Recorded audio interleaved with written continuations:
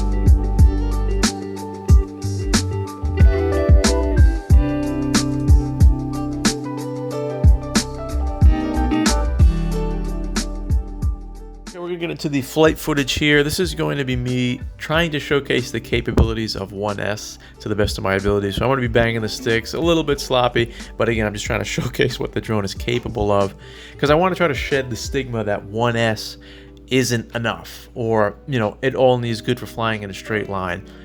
And that's how I thought, especially when I started flying these drones. I thought they were going to be very, very limited into what they could do, and I found out that really wasn't true.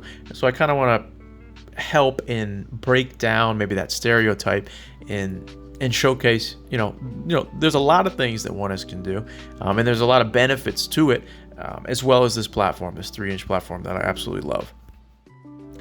And you know, I always kind of had this mentality in my life as far as with cars and motorcycles and now drones. I rather drive a slow car fast than drive a fast car slow, and that's the case with these 1S toothpicks. You know, I'm when you're flying something like this, and I can't use all of it. I can't even use all of the capabilities that this drone has on 1S, let alone, you know, another S. But I think when you're, you know, pushing 80-90% throttle on some of these turns and these movements, it's more fun, and it's less risky, because at 100% throttle, you're not going to break the sound barrier with this drone. You're just going to become an annoying mosquito.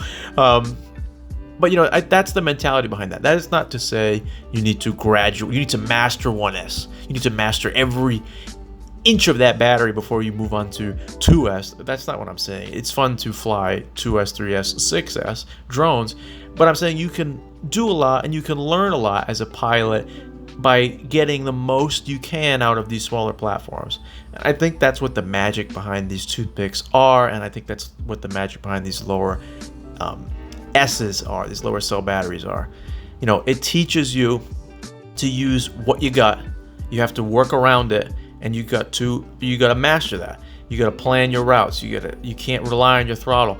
There's a lot of good in these drones, not to get too deep into it, and at the very least, it's just a safe, fun option that I think everyone should have one of. It's such a great experience. So as our flight comes to a close here, we're going to be moving on to some of the build specifics, some tips I have. So stick around if you want to watch that. If not, thanks for watching the flights, and you should definitely build one of these. Before I get into the build tips, if you didn't want to build one of these from the ground up, I would recommend you get this right here. This is the Crux 3 1S ELRS, similar style drone, ultralight toothpick, has the same motors that I actually use for this build, and it's made by Happy Model. I like Happy Model. I've never had really a problem with any of their stuff. They make some solid products. This is no exception. The only thing I would tell you to get rid of is this connector. I would tell you to get rid of the PH 2.0 and put on an XT30. I don't think that's really negotiable. I think you're really going to want to do that. You don't need to, but you're not going to have the same level of performance as my videos might show, especially because these motors aren't directly soldered. They're going to be plug-in. You're not going to lose too much, but you know, these things add up and your experience might not be as fun, in my opinion. Okay, but with that out of the way, we're going to move on to this particular build. So if you're looking to build a Babytooth, you can really piecemeal a majority of the parts together with what you have maybe lying around. If you wanted to buy everything new, FPV Cycle has everything you need. Sometimes it's difficult to find them in stock, but you can. That's a great place to start. There's build guides, a lot of good information. I think there's tunes on there as well. So definitely start there if you're looking to build it. How I built this one is with I think it's a 1 to 2S Flywoo 4-in-1. It's got the UART based ELRS. It's got a 2 amp BEC on there, plenty of UART. So a great board. Flywoo makes some good stuff, but they're just a little bit more pricey than maybe other brands. I think that board was like 80 something bucks. But you know, you get what you pay for.